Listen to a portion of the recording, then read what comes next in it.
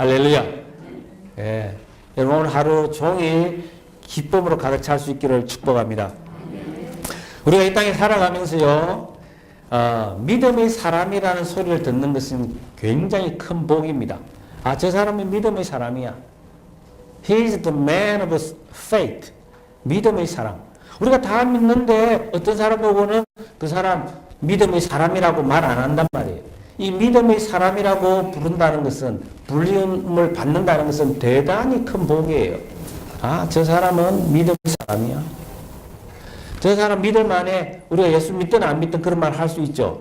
그런데 이 믿음의 사람이라는 것은 특별히 예수 믿는 사람 중에서 중심이 딱 잡혀 있어서, 그는 약간 흔들릴 수 있을 수는 있지만 항상 뿌리가, 심지가 굳어서 뿌리가 흔들리지 않는, 하나님께 뿌리를 내리고 있는 그 사람이 바로 누구냐?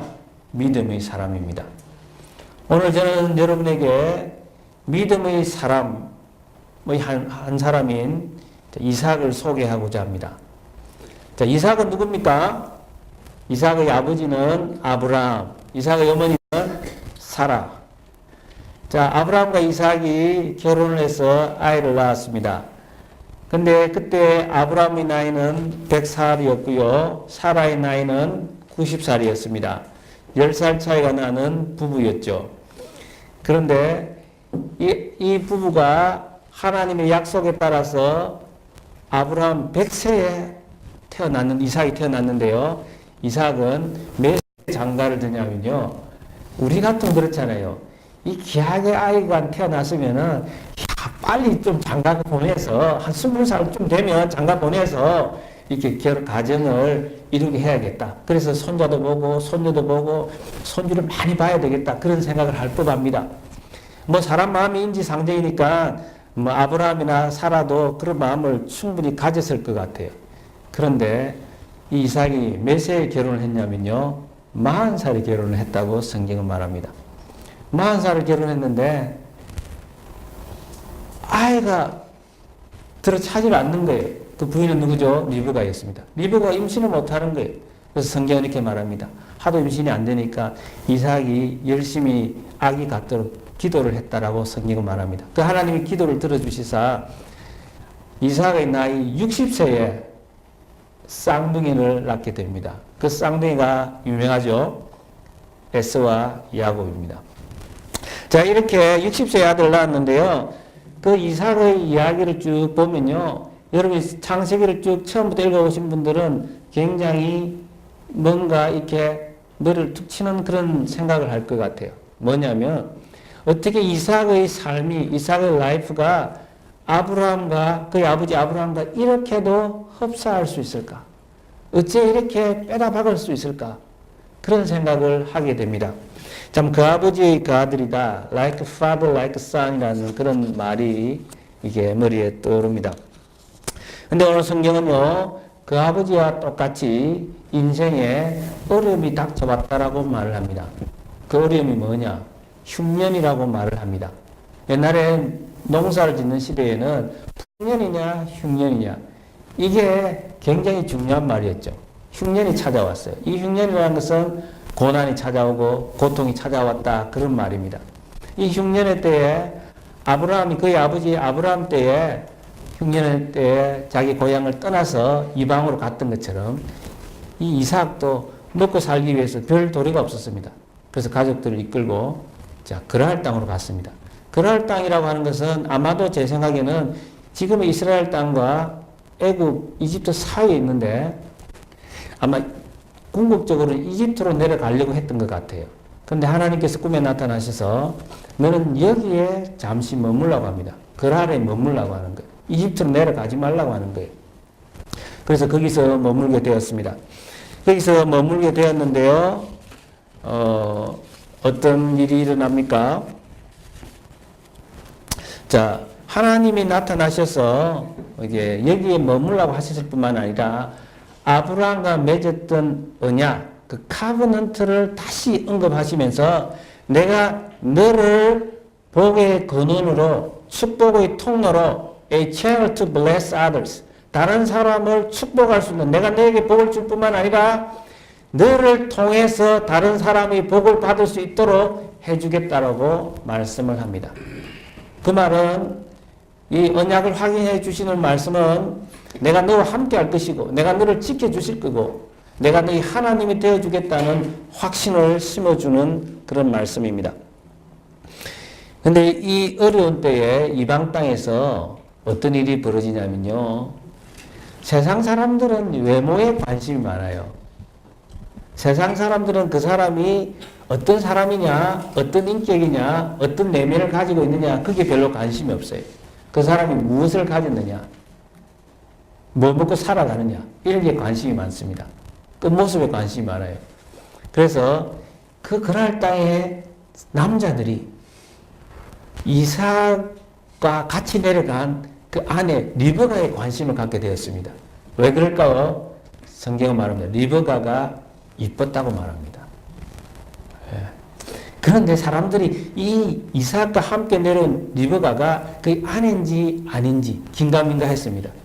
그래서 이삭이 이렇게 말합니다. 자기가 살아남기 위해서 내 아내라고 하면은 나를 죽일 수도 있고 그래서 우리 아내를 빼앗아갈 수도 있으니까 나는 지금 힘도 없고 친인척도 없고 그러니까 이 아내를 my sister이라고 내 누이라고 속이게 되었습니다. 그런데 이방 사람들은요 우리 하나님 자녀에 대해서 굉장히 관심이 많아요. 일거수일투족에 대해서 마치 유리거울 속에 우리를 집어넣었냐 이렇게도 보고 저렇게도 보고 막 엿보기 시작을 합니다. 그런데 아비멜렉이라고 하는 이름이 등장을 해요. 아비멜렉이라고 하는 이름은 블레셋 왕이라는 뜻이에요. 로마 왕을 시절이라고 하죠. 이집트 왕을 페로, 바로라고 그러죠. 블레셋 왕을 아비멜렉이라고 부릅니다. 근데 이 아비멜렉이요, 이 지금 자기 이방 땅에 온 어떤 한 남자가 있는데 이삭이라고 하는 사람인데 아주 이쁘장한 여자하고 같이 왔단 말이에요. 그래서 관심이 많아가지고 대놓고 말을 못하고 창문에다가 침을 발라가지고 구멍을 뚫어가지고 이렇게 보는 거예요. 그럼 다 보인단 말이에요. 그런데 이 나무 집을 딱 보는데 이삭이 자기 누이 동생이라고 말했는데 그 누이 동생을 안고 있단 말이에요. caressing. 그러니까 아주 그 가정 속에서 이방 땅이지만 가정이라는 게 얼마나 중요합니까? 모든 긴장을 다 풀고 있는 모습을 다 보여주면서 아빠하고 엄마하고 아들아 그러고 여보 하는 곳이 바로 가정이에요. 이삭도 그런 즐거움을 누리고 있었어요. 그런데 그 가정을 누가 봤잖아요. 아비멜렉이. 그 땅의 왕이 봤단 말이에요. 그러니까 아비멜렉이 막 흥분하면서 막 당장 이삭을 불러 들여가지고 너 지금 뭔 짓 하고 있는 거야? 도대체 어떻게 된 거야? 혹시 너 아내 아니야? 이렇게 이야기하게 된 것입니다. 그러니까 이실직고 할 수밖에 없는 거죠. 그렇다. 내가 살기 위해서 그렇다. 그 말을 한 거예요. 근데 아비멜렉이 이 하나님을 모르는 이 아비멜렉이 이삭보다 더 하나님의 자녀답게 이야기를 합니다. 성경에 보면 어떻게 이야기를 합니까? 자, 한번 보겠습니다. 자, 9절, 10절을 제가 한번 읽겠습니다. 이에 아비멜렉 이삭을 불러 이르되 그가 분명히 내 아내 그를 어찌 내 누이라 하였느냐? 이삭이 그에게 대답하되 내 생각에 그로 말미암아 내가 죽게 될까 두려워하였음이로다. 아비멜렉이 이르되 네가 어찌 우리에게 이렇게 행하였느냐? 내 백성 중 하나가 내 아내와 동침할 뻔하였도다. 네가 죄를 우리에게 입혔으리라. 아비멜렉이 이에 모든 백성에게 명하여 이르되 이 사람이나 그의 아내를 범하는 자는 죽이리라 하였더이다. 하나님이 나타나셨잖아요.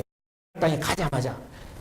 그래서 하나님이 함께 하겠다고 했고 복의 거원이 되리라고 말씀해 주셨던 것처럼 하나님이 이 위급한 상황에서 아비멜렉에게 하나님이 함께 하셔서 아비멜렉의 입에서 하나님의 메시지가 나오는 거예요. 이럴 때가 있어요. 이 사람이 지금 이삭의 아내에 관심이 있어서 창호지에 물을 뚫어가지고 이제 살펴봤는데 그런데 갑자기 이 사람이 굉장히 도덕적인 사람이 되어버렸어요. 윤리적으로 굉장히 대단한 사람처럼 되어버렸어요. 그래서 자기들 사람들에게 말하는 거예요. 너 이 사람들 부부니까 이 여자에게 관심 가지면 가만히 안 두겠어? 이 사람들 손대면 내가 그 사람 반드시 죽이리라 이렇게 이야기를 한단 말이에요. 자, 이것이 하나님의 보이지 않는 손길입니다. 할렐루야. 여러분 하나님의 섭리 아래 손길 안에 여러분 인생이 사로잡힐 수 있기를 축복합니다. 자, 흉년회 때 이렇게 이런 일이 있었는데요. 어떻게 되냐면, 자, 이런 상황 속에서 힘들고 어려운 상황 속에서 하나님이 이삭에게 큰 복을 줍니다. 복을 주는데 그 땅에서 심은 것의 100fold, 100배의 결실을 하나님이 주셨어요. 그러니까 막 양떼도 생기고 소떼도 생기고요. 그냥 종들도 많아지고 하나님이 큰 복을 주셨어요. 흉년 속에서, 빈곤 속에서 하나님께서 큰 풍요를 주셨습니다. 여러분 세상이 앞으로 먹고 살기 힘들다고 이런 이야기 해도요. 하나님이 우리와 함께 하시고 하나님 우리에게 복 주시면 우리는 풍요를 누릴 수 있는 것입니다. 아멘. 내가 뭔가 아무것도 준비한 것이 없고 노후에 대해서 대책도 없는데도 하나님이 어떤 방법으로 우리를 먹일 수 있다는 거예요. 아멘. 이것이 여호와 이레고 저호바 자이레라고 하는 것입니다. 할렐루야. 아멘. 하나님께서 100배의 결실을 주셔서 큰 부자가 되었습니다. 그런데 우리가 잘 되면 세상은 어떤가요? 세상은 박수 쳐주고 이야 칭찬해주고 대단합니다 이렇게 할까요? 아니요. 시기하기 시작하는 것입니다. 세상의 시기가 찾아오는데요. 잠언 27장 4절에 보면 이런 말씀이 있습니다. 시기 앞에야 누가 서리요. 시기 앞에야 누가 서리요. 그 말이 뭐예요? 모든 사람들이 다 시기하는 마음이 있다는 거예요. 우리 마음속에. 우리가 타락해서 우리가 시기로부터 우리가 남이 땅을 사면 배 아파하는 마음이 있다란 말이에요. 사촌이 땅 사면 배 아프다고요. 배고픈 건 참아도 배 아픈 건 못 참는다 그런 말이 있잖아요. 자, 이렇게 블레셋 사람이 하나님도 알지 못하는데 이 사람들이 시기가 아주 극심하게 일어나기 시작을 했습니다. 그래서 어떻게 하냐면요. 이삭의 아버지 아브라함이 파놓았던 우물들을 흙으로 다 메꿔버렸어요. 막아버렸어요. Stop the up. 막아버렸단 말이에요. 그래서 못 먹는 밥에 재나 뿌리자는 심보로 이삭이 잘 되니까 그 우물에다가 막 흙을 다 집어넣어 버려서 우물을 막아버리는 거예요. 여러분 그 당시 우물이라고 하는 것은 대단한 거예요. 우물이 없이는 살 수가 없어요. 우리처럼 지금 뭐 농사를 짓고 벼 심고 보리 심고 그런 것이 아니라 양떼를 먹이고 소떼를 먹이고 자기 식구들도 먹어야 될 뿐만 아니라 이 짐승들을 먹이려고 하면은 물이 많아야 돼요. 물이 없이는 살 수가 없어요. 비도 잘 오지도 않고요. 그 우물을 파서 우물에서 물을 얻어내는 것이 사느냐 죽느냐의 문제였습니다. 아브라함이 파놨던 걸 다 막아버리는 거예요. 이게 분탕질을 할 뿐만 아니라 다 된 밥에 못 먹는 밥에 재 뿌릴 뿐만 아니라 어떻게 했냐면요. Go away from us. Go away from me. 나를 떠나라는 거예요. 아비멜렉이 와가지고. 너희 이제 너무 세력이 커지니까 떠나라는 것입니다. 굉장히 야박하죠. 권리금도 안 주고. 장사가 잘 되는데요. 주인이 갑자기 와서 하는 이야기가 테넌트에게, 세입자에게 하는 말이 나가라는 거예요. 왜? 주인이 자기가 장사하고 싶다는 거예요. 그건 말도 되는 거예요. 그러면서 키만이라는 게 있잖아요. 이 권리금 안 주겠다는 거예요. 권리금 없이 나가라는 거예요. 그때 여러분 어떻게 하겠어요? 한국에 그런 거 이전에 많이 봤잖아요. 네, 한국 여인들 대단하고 용감하더라고요. 그냥 막 그렇게 되면 막 죽다 살자, 니 죽고 내 살자 하는 식으로 해서 막 싸움을 하잖아요. 자기 가족들을 먹이고 살리고 해야 되는데. 근데 이삭은요, 권익을 위해서 다투기보다는 자기의 권리와 자기의 편리를 다 양보를 해버립니다. 다투지 않고 그냥 손 틀고 떠나는 모습을 보여줍니다. 때로는 우리가 질시와 그런 악의 표적이 될 때에 싸우지 않고 깨끗하게 손들고 양보할 필요가 있다는 것을 성경은 말해주고 그것이 오히려 현명한 태도라는 것을 보여주는 것입니다. 그래서 어떻게 합니까? 이 땅에서 정말 이 사람들하고 싸우고 시기 질투가 난무한 이곳에서 살기 싫다고 생각했는지 어디로 갔냐면은 The Valley of Gerar, 그랄 땅 꼴짜기로 가게 됐습니다. 꼴짜기로. 사람들이 별로 없는 꼴짜기로. 근데 꼴짜기로 가게 됐는데요. 어떻게 됩니까? 꼴짜기에서 하는 일이 있습니다. 첫 번째로 뭘 하냐면요. 이삭은 아버지 아브라함 시대에 팠던 우물들을 다시 팝니다. 아버지가 팠던 우물들, 이제 더 이상 사용하지 않는 거, 막혀있는 거, 물이 막혀있는 거, 그것을 다시 찾아서 물을 파기 시작을 합니다. 그런데 물이 나왔다라고 성경은 소개하고 있습니다. reopened, 다시 판 거예요. 여러분, 우리가 어떤 부흥을 위해서, 우리 가정이 다시 살아나고 교회가 다시 살아나기 위해서 사람들은 자꾸만 새로운 기술, 뭔가 새로운 것에 대한 관심이 많아요. 아버지가 좀 못나도 아버지가 살아왔던 것을 자세히 보면 그 속에 나름대로 진리가 있어요. 지혜가 있어요. 그래 깡그리 다 묵혀버리고 나는 새롭게 어떻게 해보겠다고 하는 사람은 많은 시간을 허비해 버릴 수가 있습니다. 목회를 하다 보면요. 초창기에는 선배님들이 이런저런 이야기를 하면 아유 나는 그런 일 안 당할 거야. 나는 그런 어려움이 없을 거야. 그런 생각을 하게 됩니다. 나는 그런 실패할 사람이 아니야. 나는 그거 하면 잘할 거야. 그런 생각을 하기도 하죠. 그러나 시간이 지나면서 야, 그 선배님이 실패했으면 나도 실패할 수 있겠구나. 내가 참으로 두렵고 떨림으로 이 일을 감당해야겠구나. 그런 생각을 하게 된단 말이에요. 하나님 앞에 겸손하게 무릎 꿇는 것을 배우게 되는 것이죠. 자녀가 좀 지혜롭고 철이 들면 어때요? 참 아버지 어머니가 좀 못난 모습이 있지만 참 아버지 어머니를 이해하고 아버지 어머니를 사랑하면서 내가 어떻게 하면 아버지 어머니가 했던 일을 되풀이하지 않고 실패를 되풀이하지 않고 나는 이렇게 성공적으로 할 수 있을까? 나에게는 힘이 없는데 나에게 필요한 지혜가 무엇인가? 신앙이 있다면 어떤 이야기를 하겠습니까? 그럼 하나님의 은혜를 구하면서 하나님 도와주세요. 하나님 인도해 주세요. 이런 고백을 하지 않겠습니까? 자, 우선 이삭은 그의 아버지 아브라함처럼 이렇게 하나님의 섭리에 대해서 눈이 열렸어요. 어깨너머로 아버지 신앙을 배웠단 말이에요.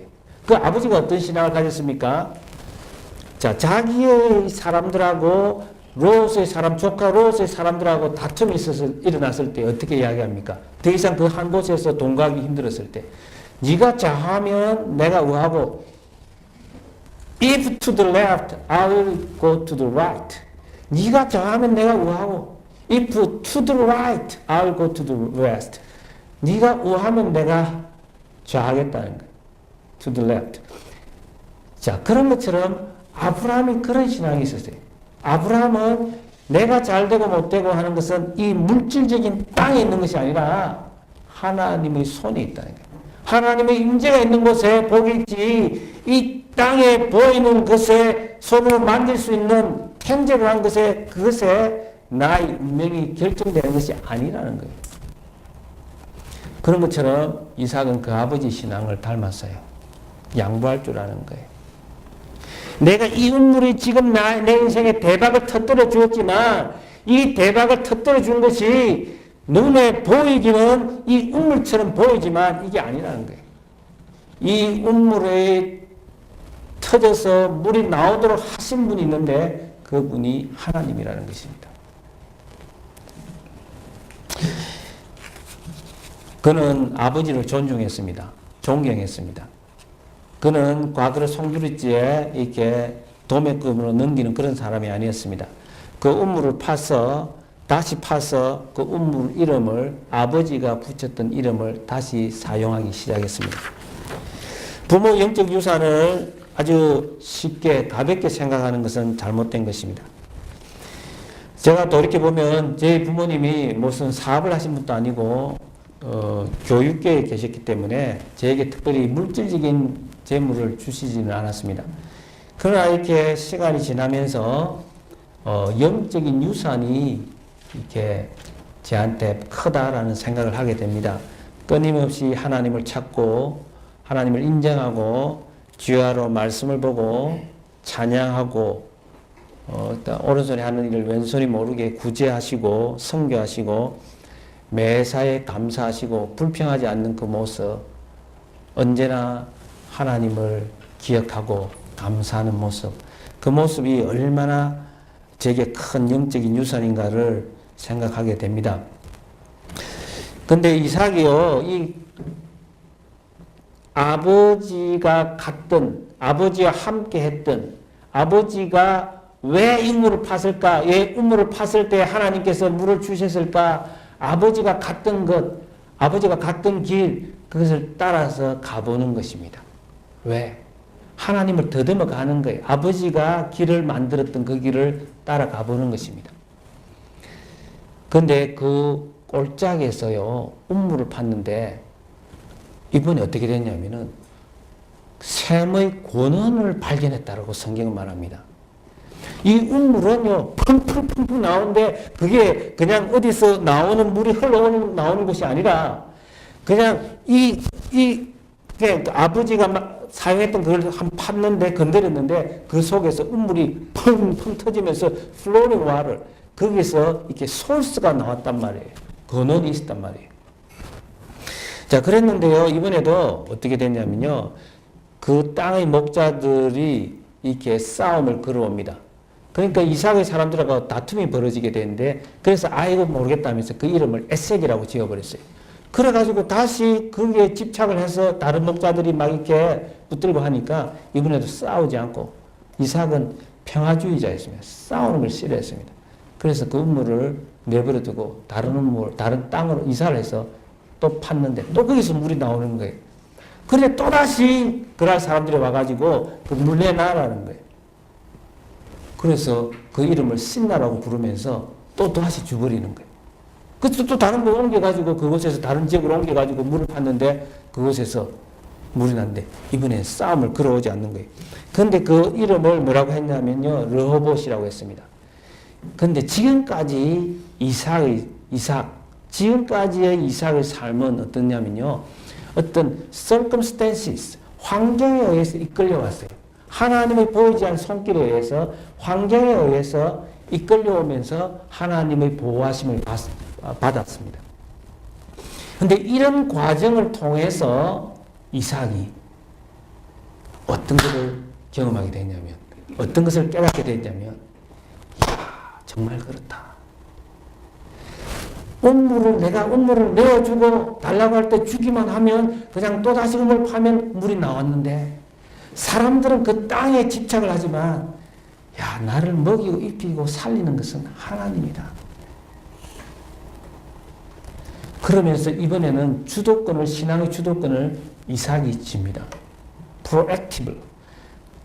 자기 주도적으로 이제 신앙생활을 하는 거예요. 지금까지는 지금 환경에 의해서, circumstances, 환경에 의해서 신앙생활을 해왔는데, 이제는 갑자기 자기가 주도권을 지기 시작하는데 어떻게 하냐면, 이 르호봇에서 싸움이 일어나지 않았지만 그것을 포기해버리고 갑자기 어디로 가냐면은 브엘세바로 올라갑니다.